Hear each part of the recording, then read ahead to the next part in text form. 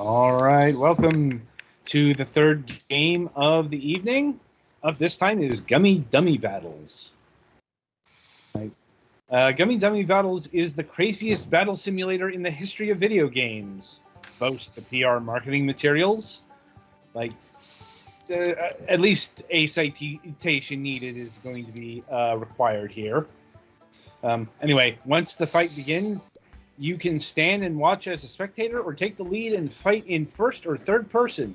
Although the units are quite unconventional, each has its own strategic role to dominate the enemy. You must discover their strengths and weaknesses. When the battle gets very violent, enjoy the slow motion, the hilarious and one-of-a-kind scenes, the physics engine, and the ragdoll create. Okay. Battle after battle, you will realize that you are witnessing live memes in every fight. That's not how memes work. Share them with the community. You can create the next viral video game meme. I think we've paid Gulix. Yeah. All right, Gulix, you were given this game, so take it away. So what they mean by discover whatever your things do is that they don't fucking tell you a goddamn thing about it. There is a sandbox mode where you can do whatever you want, pretty much. But, so yeah, it's in the mission mode. There is an assortment of enemy who are red gummy things with various jobs or personalities or whatever. There were like 4 options. There are dudes, animals, land vehicles, and flying vehicles, and then monsters, I think. So 5.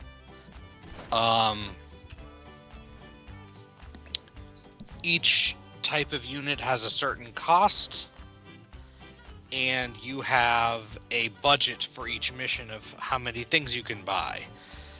And then you set them out on what looks like just a football field or something. So like you can have guys who are like pirates with very slow firing shotgun things, or the invisible man who is invisible and runs around and hits things with a cane and you can only see their cane and their Groucho Marx face. Or lancers, or a Karen who hits things with a purse. That tracks. So yeah, all kinds of, it reminds me a little bit of Lemmings, except for how you can basically have units with distinct purposes, except for then it's just battle soccer or battle football, because the only actual goal is to have your dudes defeat the enemy, and frankly, the dudes have no life bars, so how much punishment it takes to actually defeat a thing is, I don't know.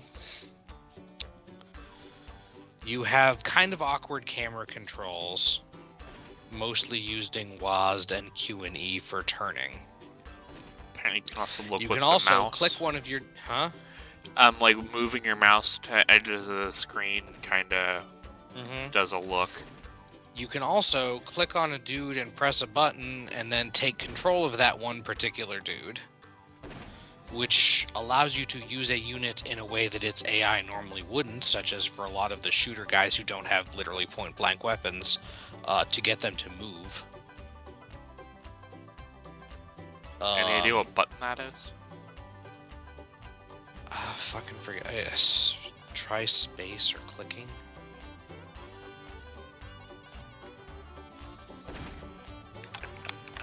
Anyway, when you do that, you go into a kind of awkward first button and settings should have a thing. Actually, if you quit out of the mission, you can go to the fucking tutorial and view, quote, the shortest tutorial in the universe. Escape will get you out of the current mission.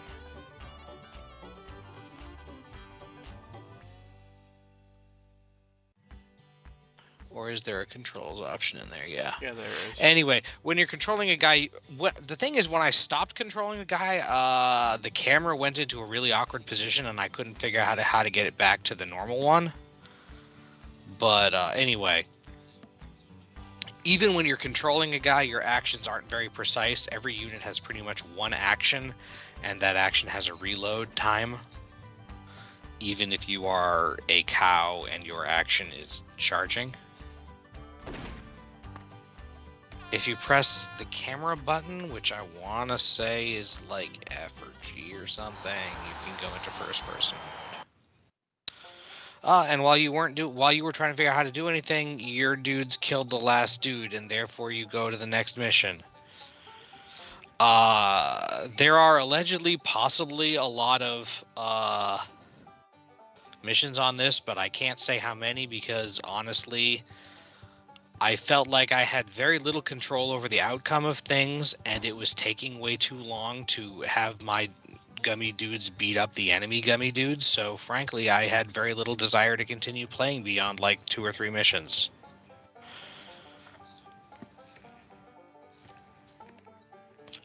I get what they're saying in terms of enjoy the physics engine and make your own memes of things. They want this to work like Goat Simulator or something. And I will concede that the when you've got gummy guys beating each other up, they do often bend over, fall, and stretch in amusing ways. But it's not enough. Now make sure you place your enemy team too. Maybe. In this mode. I have no idea what politicians do, and impregnable defenses is just objects. I assume the politicians like improve the performance of nearby things or something.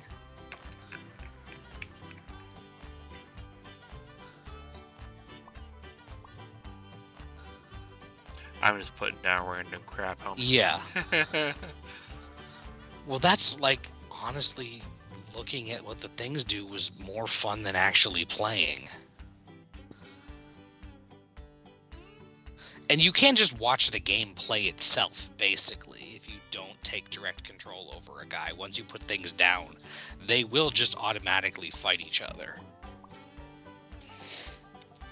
But I'm not sure if that's good for, like, gameplay. You know what I mean? Like, I could see like, some. I understand the idea of this thing is that you start simple and then have escalatingly complex opposition things that you need to more carefully tailor your forces to. But in a good game like this, they usually don't like give you full access to everything early on, and your only constraint is just a budget. Like in the first unit where the opponent has just a bunch of guys with bats, you can just deploy like a couple of aerial drones and the opponent can't do anything, but the aerial drones' guns suck, so it'll take forever for them to win. You know? Right.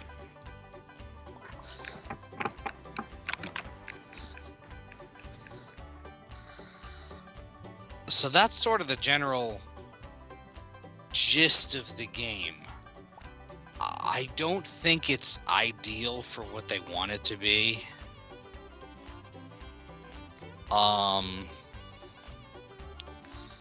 You may be able to get a little bit of amusement out of it if you have more patience for how long it takes for these things to beat each other up when you can't like tell how many times each guy's been hit.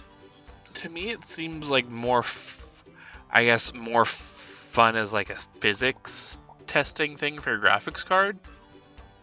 Because I imagine I don't know if it's actually intensive enough to really push that, but it would be an interesting way to do that. I mean, probably like a loaded thing like what I'm doing right now would probably flex the GPU pretty hard. I guess that's why you have a limit of 100 guys, I assume.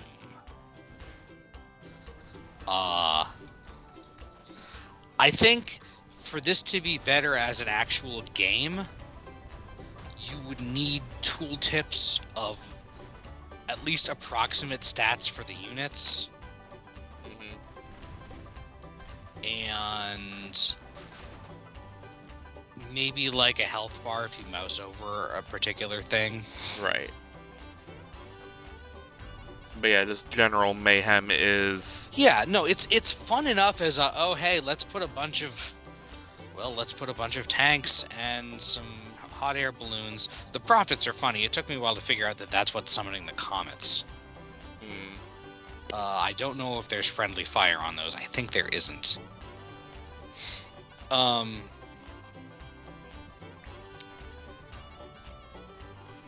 I'm not sure. Anyway, it's fun enough to like watch them do the thing, but I feel like it doesn't have a whole ton of staying power, you know? This isn't something you're going to be coming back to for, you know... Yeah. Honestly, I think a lot of it's probably going to depend on the price.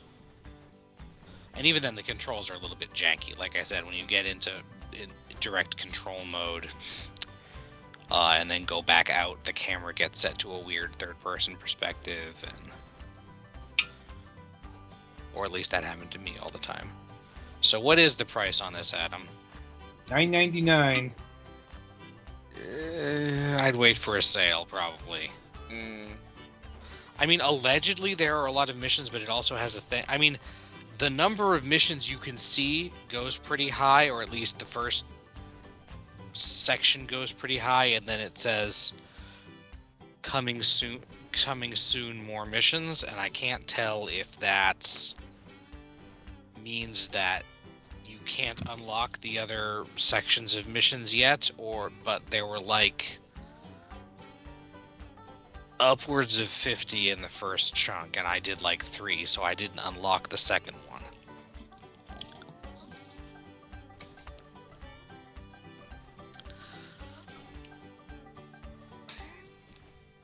So yeah, it might be fun to mess around with if you can get it on sale. Okay. So anything else to say on Gummy Dummy Battles? I don't really think so. There's not a whole lot to it. All right. So yeah, that'll about do it for this game. Be sure to tune in after the break, as we'll be reviewing Attack of the Mutant Penguins.